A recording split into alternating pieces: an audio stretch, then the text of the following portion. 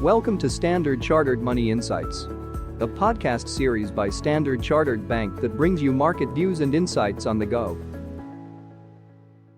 Welcome to Cut to the Chase. Today is Tuesday, the 29th of July. I'm Daniel Lam, your host for the podcast. There will be a number of central bank meetings this week. To me, the most interesting one will be the BOJ meeting, because there is a season of change going on in Japan.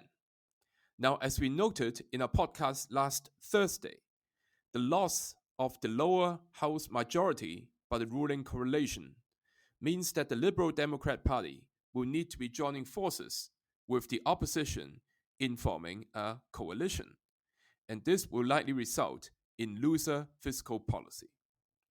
The brighter economic prospects in Japan can stimulate growth, and that can fuel inflation. Now, the Bank of Japan has been cautious so far, but this changed narrative warrants a shift in their mindset in order not to fall behind the curve. Last Friday, the Tokyo CPI data confirms persistent inflation pressures in Japan.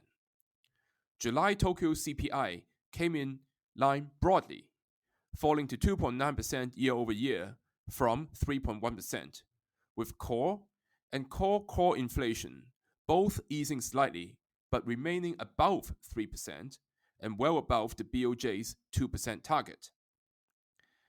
As an advanced indicator for national inflation, the Tokyo CPI points to sticky price pressures.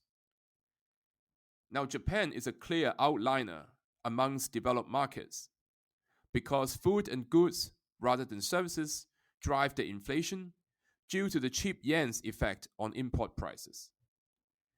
July manufacturing input prices seems to have peaked as JPY has strengthened this year and delivery times remain contained.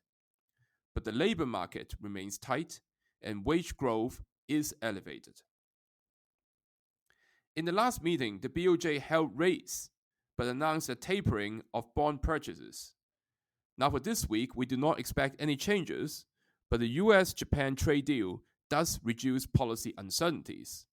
And with inflation above target, we expect the BOJ to be having a hawkish tilt in the meeting. Thus, we continue to see dollar-yen going to 140 in a 12-month horizon.